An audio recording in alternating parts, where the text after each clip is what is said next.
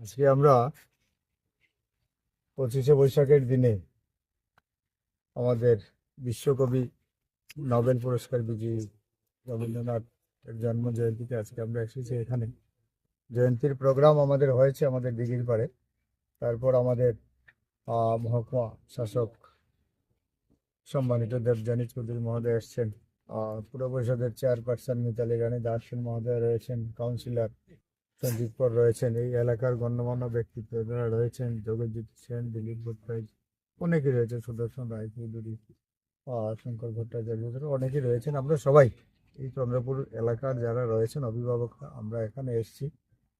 প্রশাসনিক দায়িত্বে থাকা স্পোর্টসের অফিসার রয়েছেন এখানে, নগর পঞ্চায়েতের ইঞ্জিনিয়ারগণ রয়েছেন, সবাই মিলিতভাবে একটা ভিজিট ছিল আজকে, যে এখানে আমরা একটা পার্ক, অত্যাধুনিক একটা পার্ক এখানে নির্মাণ করতে চাই এবং একটা বাচ্চাদের জন্য আরেকটা চিলড্রেন পার্ক হবে এই জায়গায়। এই টোটাল বিষয়গুলো দেখার জন্য এখানে একটা ফুড ট্র্যাক হবে, যাতে সবাই প্রাতঃ ভ্রমণ করতে পারে, বিকেলবেলা যেখানে এখানে ভ্রমণ করতে পারে। ফিশারিতে বোটিংয়ের ব্যবস্থা থাকবে, বিভিন্ন বিনোদনের একটা ব্যবস্থা, কারণ ধর্মনগরের মধ্যে এত সুন্দর স্পট একটা রয়েছে। এটাকে আমরা সমস্ত দপ্তর, পিডব্লিউডি দপ্তর, পুর পরিষদ, সমস্ত দপ্তরের সবাইকে নিয়ে আমরা এখানে একটা সুন্দর একটা জায়গা তৈরি করতে চাই, যেটা ধর্মনগরের যারা রয়েছেন, ধর্মনগরের আম পাবলিক এখানে আসবেন, সবাই এখানে শান্ত স্নিগ্ধ এই বাতাসে ওনারা বসবেন।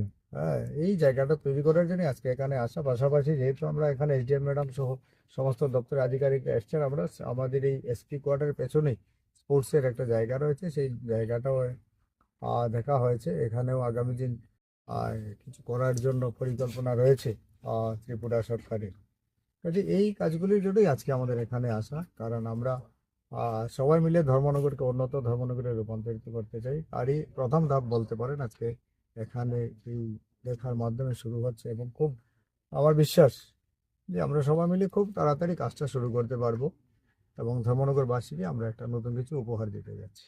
নমস্কার সবাই।